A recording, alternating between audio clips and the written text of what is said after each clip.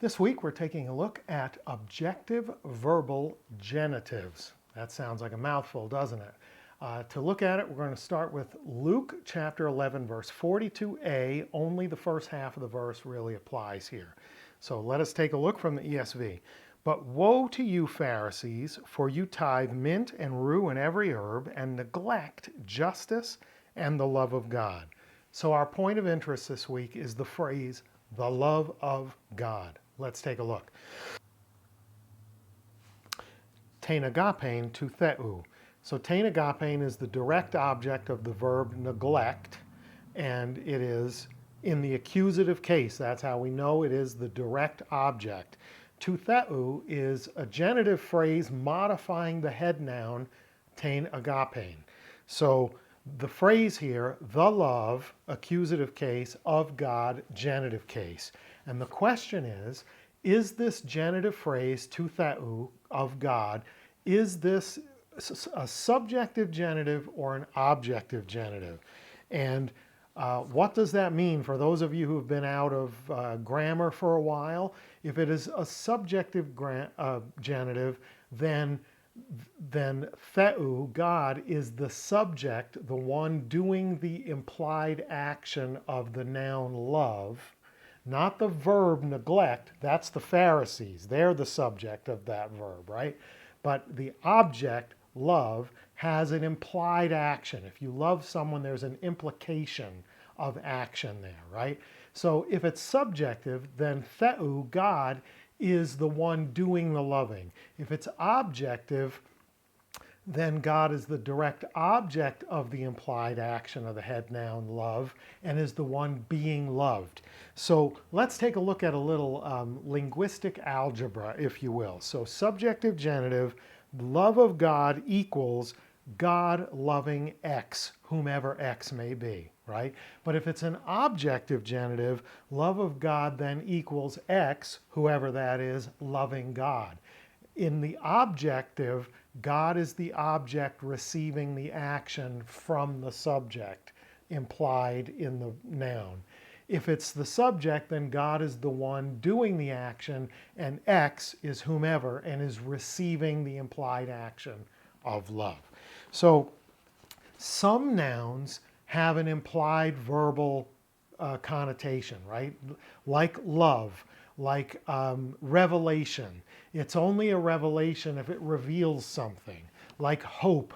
If you hope, you're hoping in something. You're hoping for something, right? It's got an implied, even though it's a noun, it has sort of an implied verbal notion to it. It's the action is implicit. It's not explicit. It's just implied. And what do we call that? Well, the objective genitive is lexico-syntactic in nature. It only applies with certain words that function in a certain way. Lexico-syntactic. Bust that out at work tomorrow, and people will be very impressed with that phrase, lexico-syntactic. So not all words apply. Not all nouns carry an implied verbal sense to them, right? A verb, an action sense to them. So let's do a little experiment. We'll take our phrase, the love of God, and we'll replace love with the head noun dog, the dog of God, okay? So dog doesn't imply action.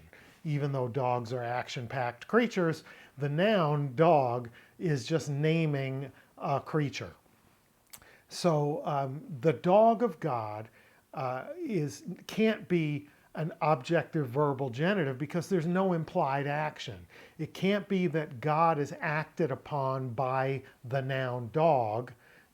A dog can act on God using a verb, but there's no implied verbal sense to the noun dog.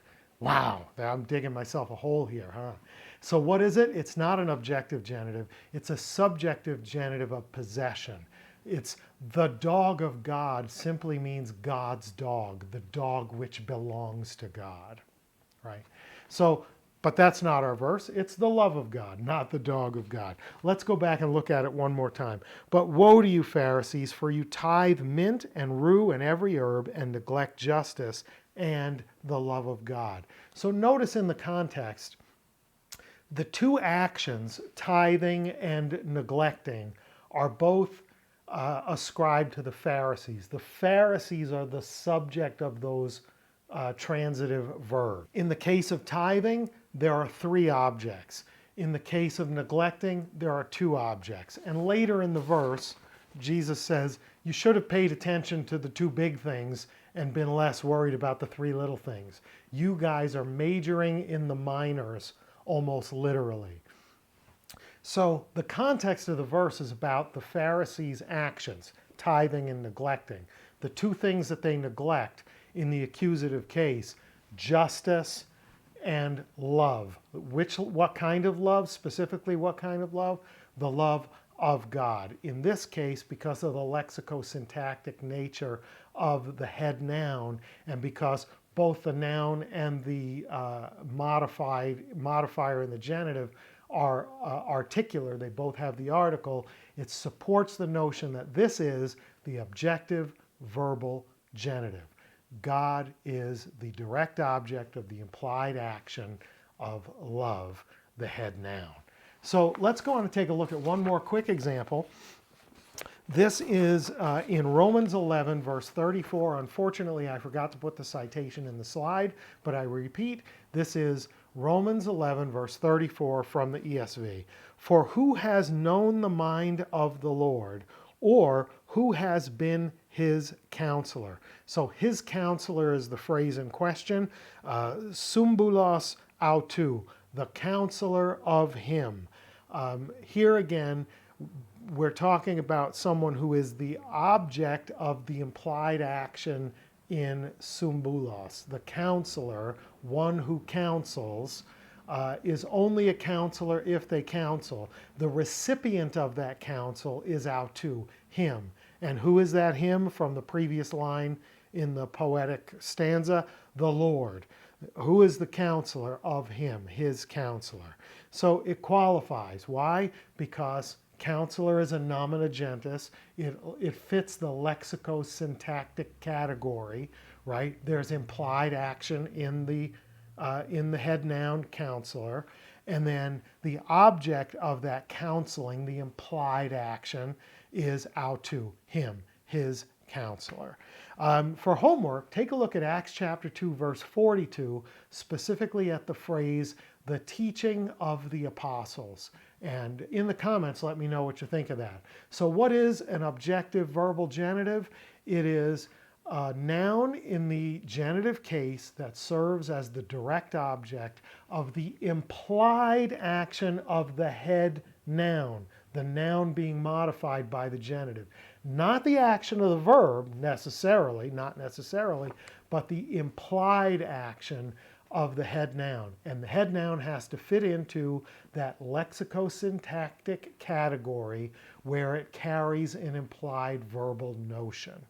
Grammar is great. Let me know what you think in the comments. Like, share, subscribe, and all that good stuff. And until next time, Karis Kai Reini Humin, grace and peace to you.